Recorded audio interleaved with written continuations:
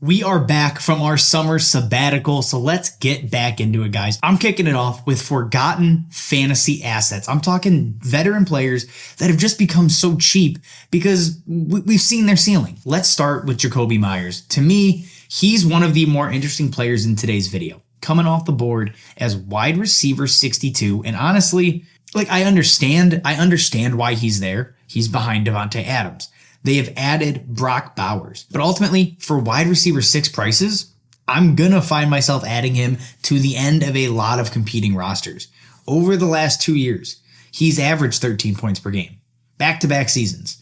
And yeah, Brock Bowers, like I said, is probably going to throw a wrench in that. But Jakobi Meyers has proven he's not just going to disappear. Over his career, he has been a 20% plus target share kind of guy. The last 2 seasons, he had a 21% target share and a 22% target share. So whether we like it or not, or whether you like it or not, I should say, he's going to be the wide receiver 2 in this offense. He's probably going to compete with Brock Bowers for the second most targets in this Aiden O'Connell or hopefully Gardner Minshew-led offense. But when you really dive into the numbers, Jakobi Meyers has been a boom or bust wide receiver, and his floor has been really, really solid. In your deeper dynasty leagues, he's almost a weekly starter. Last season, he finished as a top 30 wide receiver 53% of the time. He finished as a top 20 wide receiver 43% of the time.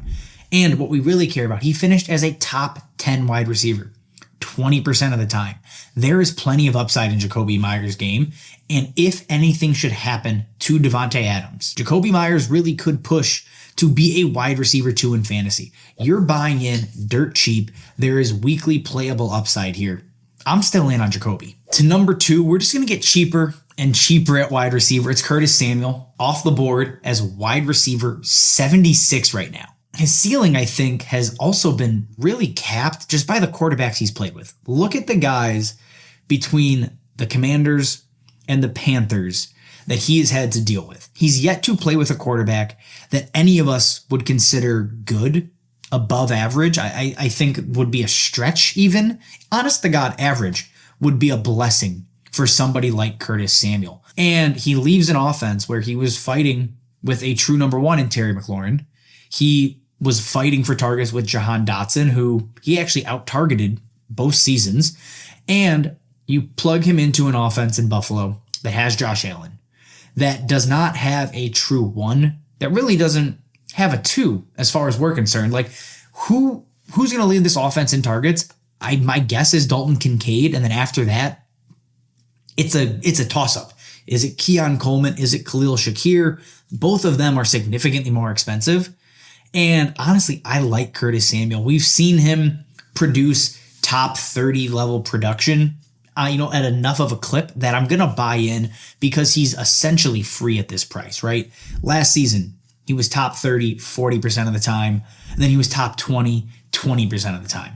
Not spectacular, but I think there's enough there with a quarterback upgrade, a change in scenery, just that at wide receiver 76, I'm happy to go throw a future third if I'm just looking for playable depth, because I think we get plenty of it from Curtis Samuel this year. Now, to the guy taken immediately after Curtis Samuel, it's Brandin Cooks. Off the board, wide receiver 77 in startups. Brandin Cooks put up 13 points per game after the bye in Dallas.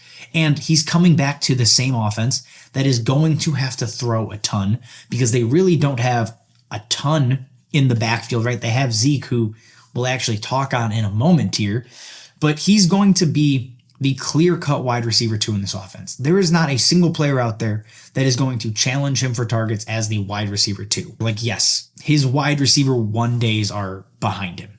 What we saw in Houston is not going to happen again. What we saw in LA, what we saw in New Orleans, New England, he's been everywhere. Those days of him being a true 1 or a top 15 guy are probably over. But if anything were to happen to CeeDee Lamb, God forbid, this offense is probably going to run through him and Jake Ferguson. I hope we don't get there. But when you're looking at contingent upside, Brandin Cooks carries more than just about anybody. And again, wide receiver 77, he's free. And the last wide receiver we're talking about, it's Darnell Mooney.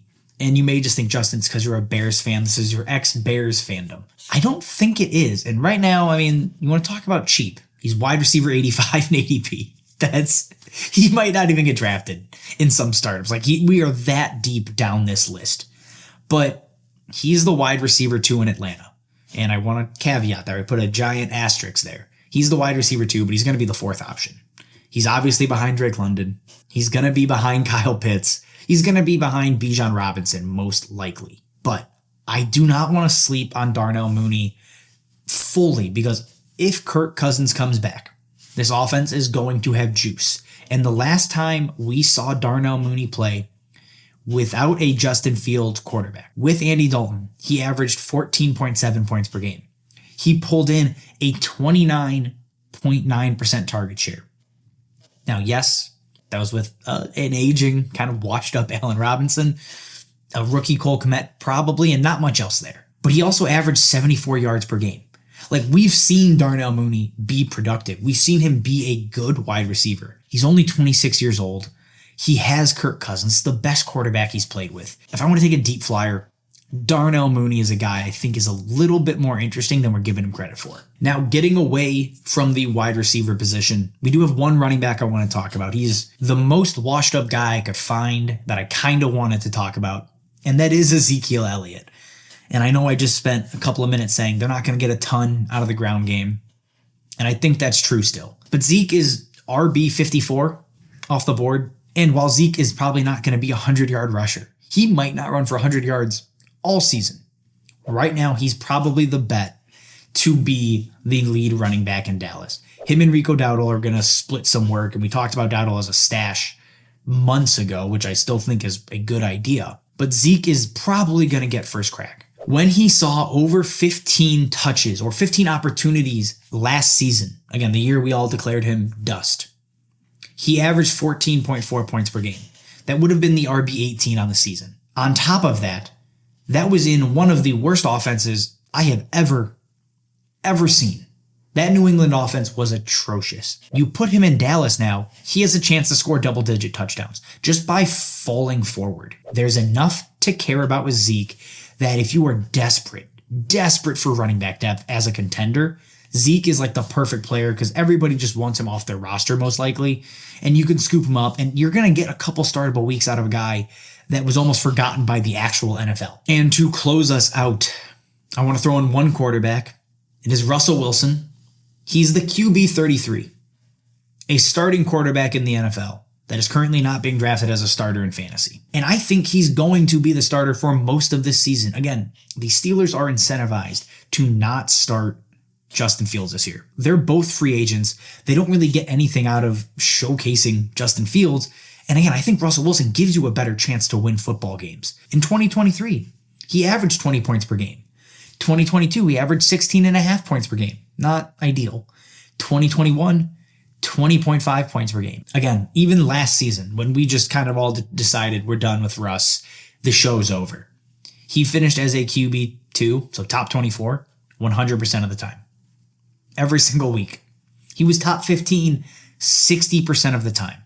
There is plenty to like about Russ in fantasy, regardless of what you think about him as a player in today's NFL.